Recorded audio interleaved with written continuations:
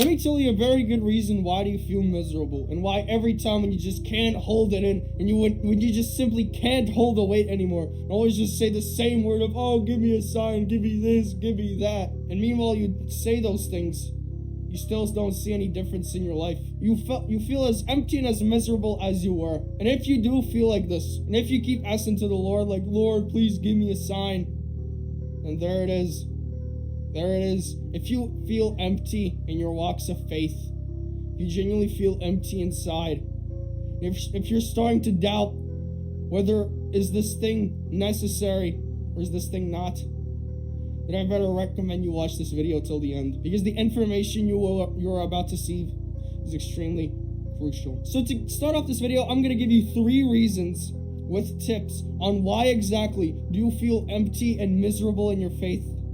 And I'm going to tell you the ways of how specifically you can fix them. What is the solution? The key to the door and the solution to these problems. The first problem you might have is that you've started to neglect the important things. You started to neglect the little things in faith. And I know you might ask, like, Mass Preacher, what do you mean? Like, I do this, I do that, I do all these rituals. How am I leaving? How am I not doing the necessary? By necessary is that I mean you do not do the most important things. You started to neglect them. You started to neglect things like prayer. You started to neglect things like reading His Word.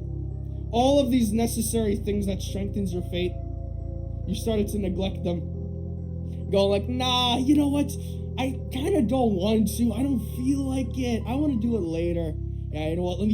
Let me doom scroll on TikTok for 6 hours in my day, and then I'm gonna do it. 6 hours pass, and nah, you know what? I'm gonna watch 6 more. 6 more passes. You still haven't read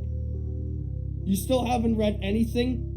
You still haven't done anything to improve your faith journey, and you feel as miserable as you were. The problem is that in the modern days, the tempter will use anything he possibly could to stray you away from him. He'll use things like social media, pornography, all of these addictions. He'll use gluttony he'll use anything towards his advantage. Anything towards his advantage to stray you away from the truth. Which is the same problem, which I'm gonna be honest, I've also been there. I've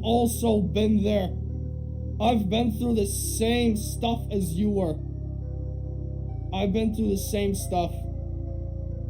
And I can tell you is that there is always time to change, brother. There is always time to change. And the simple way of how you can fix these things, of stopping to neglect the important things, such as prayer, reading His Word, and also being close to Him. There is a very good saying on this world, which goes by the words of set systems, not goals. Set systems and not goals.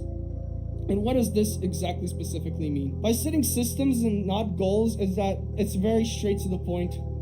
You stop relying on this New Year's resolution type mindset you have that, oh yeah, I'm gonna do this for the next month, and then you quit the next week. This is the mindset that you should abandon. This is the mindset that you should abandon, which is putting time limits to every single thing and action you do. Instead of putting time limits, set systems for yourself. I've also said this in a previous video. I've said this in one of my other videos if you haven't seen already, which is very simple. Instead of saying, because let me use the same analogy as I used in that video. Instead of saying, yeah, I'm gonna go to the gym for the next month. Instead say, yeah, alright, I'm gonna go to the gym 3 times every week, and I'm gonna see how I'm gonna look next year. Do you see any time limit I gave to myself in the second option? Of course not. Of course not. Because when you set a timestamp for your exact goals, you're giving your mind an alarm. You're giving your brain an alarm that relatively, it's not too much necessary to do it. When you say, I'm going to do it for the next month, you're giving your mind an alarm that, yeah, it's kind of not necessary. We're going to do it for a week, and then we're going to cut this man's motivation off. But when you say, I'm going to do this 3 times every single week, You are reprogramming your mind to do any single task you need to do without any resistance, without any of this motivation loss. And yes, discipline is very important, all right? I'm not saying you should abandon discipline. Discipline is more important than motivation. I recommend you also embrace that. I genuinely recommend you embrace that. And if you want a full guide on how to do it, I recommend you watch one of my older videos. I will also put a link in the description for you to see it. So as I already said, to stop neglecting the most important things in your faith journey, start to set up systems for yourself, not these temporary goals that I'm going to do it for the next month. Those things do not work. You will fail if you do this. Believe me, because I've done this and many people have done this themselves and failed. So keep this thing in mind. And now the second thing which I also want to mention on why you maybe feel specifically empty is that you don't have love for Christ. And by love, I don't mean that you have this very good physical feeling, just pure neutrons shooting from one location to another, just pure neurons shooting from one place to another. Because biblical love is not a feeling. There's a very good reason why Christ specifically said in his word, "If you love me, keep my commandments." And that is simply what we must do. This is simply what we must do. Because faith isn't about a feeling. Yes, feelings are good. They are given as a gift to us. We can use it to sparkle and enhance our faith. That is good and all. But when you let feelings dictate your entire faith journey, then you are meant to feel empty. Because feelings are like a roller coaster. They come and go. They come and go. Faith is something that you need to do by the actions themselves, and only then you will see the progress. And one of the most important things what you should do is to keep his commandments. Keep his commandments.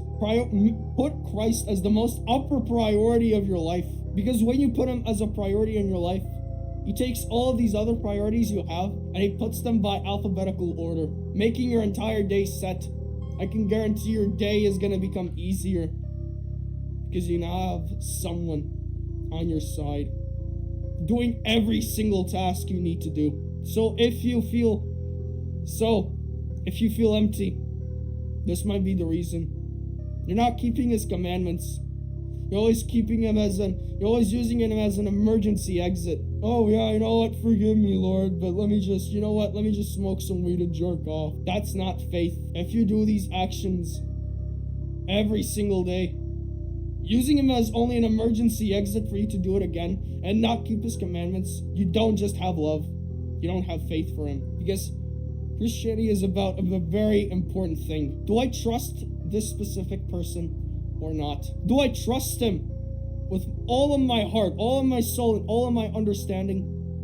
Or do I not? This is what faith is. So embrace the second thing. Embrace the second thing and improve it in your life. And I can guarantee you, you will feel better, bro. And finally, the third final thing, which I wanted to mention, is a very specific thing, and that is that you might be taking faith the easy way. You might think that faith is something easy, that it's something of an easy route you can take. Let me tell you this, bro. If you consider that faith is something you need to take easy, think again, because you are making a big mistake for taking faith the easy way. The easy route, only doing the most easy tasks in your faith journey, but not taking the most important and necessary steps in it. Because, bro, I have a question for you.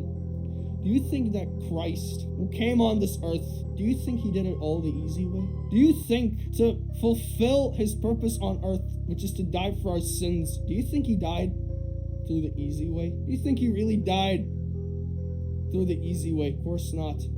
Of course not. He allowed the Romans to whip him, beat him up, strip him away, put the cross on him, and force him to walk meters up on a high mountain, to put him in purple robes, strip him away so he can see all the scars, bleeding scars coming out of him, and then crucifying him. Christ died the most miserable and painful death for us. And you say faith is supposed to be the easy way. Faith isn't easy. Faith is specifically meant to be hard. It's something meant to be done specifically the hard way. It's supposed to be hard. There's a reason why it's hard. Because it is a universal law. Everything that comes good, everything that has a very good benefit, always comes through the hard way. Making a business isn't easy.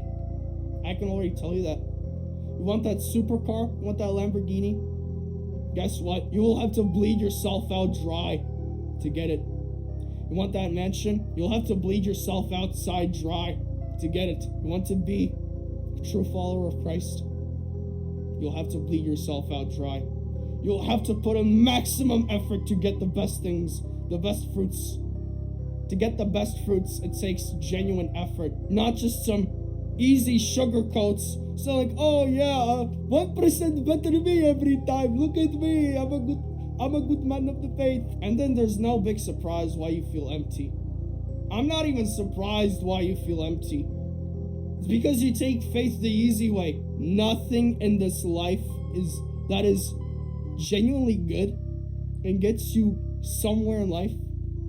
It was never meant to be easy. Because picture this, if everybody would have a Lamborghini, do you think you would want one? If everybody would have mansions, do you think you would want one? If everybody would have super yachts and private jets, do you think you would want one? Of course not. There's a reason why I wanted.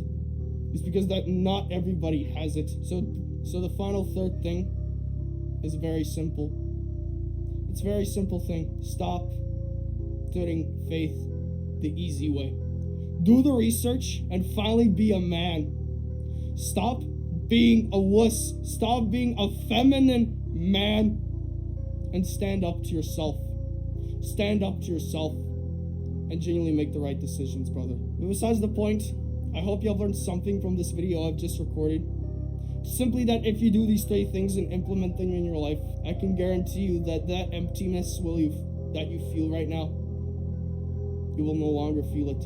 If you do it the right way, if you genuinely do it the right way. Also, since you have watched till the end of this video, let me tell you a gate-kept secret, which these 99% who have clicked off do not deserve. So let's get to the real talks, brother. And that is that I have made a crusade. I have made a crusade, which you can join, first link in the description, and there will be an arsenal of weapons for you. I will be there, and there will be tons of other people standing on your side with the same beliefs as you. If you will need anything, we will give it to you. If you need this, so if you want a genuine community that is there for you and supports your goals and ambitions, first link in the description. Besides the point, if you liked it, you can like and subscribe to support this ministry. And I hope I will see you all tomorrow. Jesus loves you.